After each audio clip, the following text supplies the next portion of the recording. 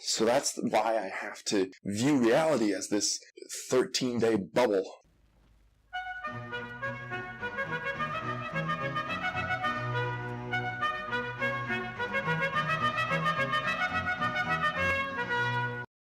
Perception is one of the fundamental issues with philosophy that I think is something I need to work on considering. And time is one of the most fundamental aspects of perception.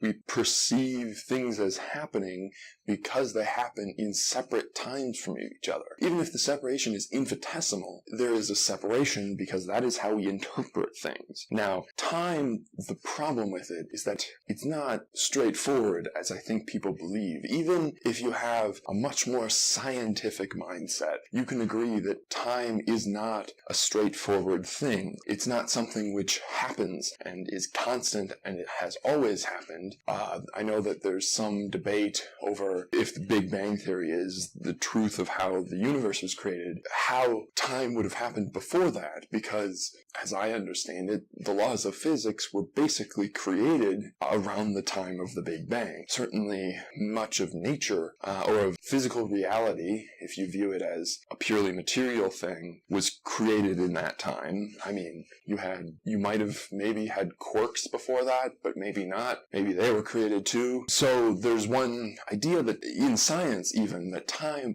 is not a thing which has always happened, will always happen, and has always happened at the same rate. For one thing, what happens is that you don't experience time in the regular way. Somehow, going faster than light means time is not affecting you in the same way. But time is something which we can agree exists and not really much else.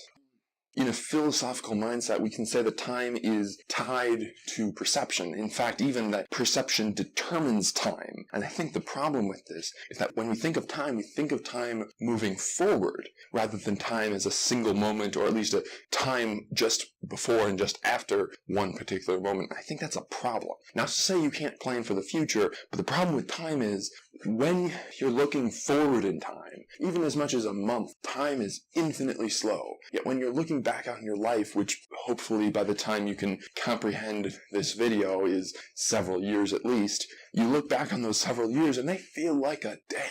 They feel like less than a day. And yet you live through a day and it's infinitely long. I'm not saying we can't plan for the future or remember the past, but the problem is, philosophically, I think the only way I can philosophically have an interpretation of time is, we'll say, 6 days before and after me, because I can remember the last 6 days more or less as happening over a period of 6 days. But when I remember the last year, I feel like it happened over a period of a month. And when I look forward in a year, I feel like it's going to be 10 years, despite being a year.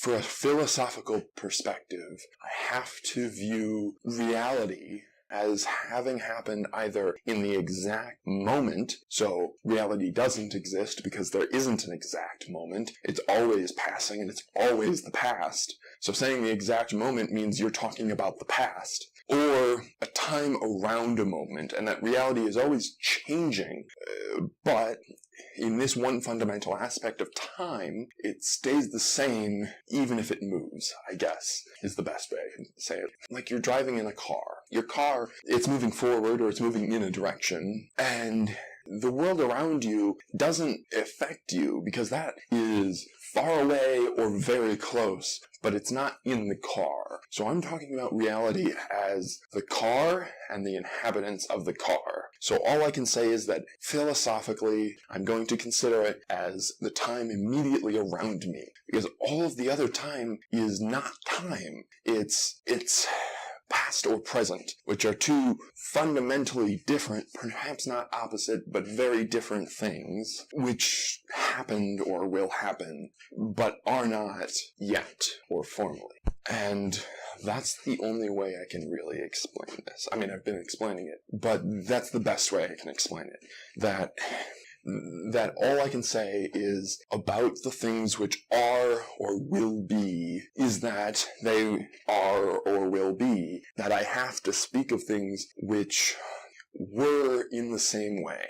I guess. One way to understand this is that if something major happens to you, really major, you get in a car accident and you lose an arm, something drastic, or you lose a family member, even worse, you're in that situation, you're not going to view the day directly before as the same universe as directly after. You're going to remember it as sort of how you remember a story that you're currently reading. You're going to remember it as having happened, yet not being really real. So that's why I have to view reality as this 13-day bubble, because if I go before that, it's a thing which happened but isn't really real. And if I go after that, it's a thing which will happen but it doesn't really exist. Well, anyways, sorry if this was confusing, but welcome to Hasemage, I suppose.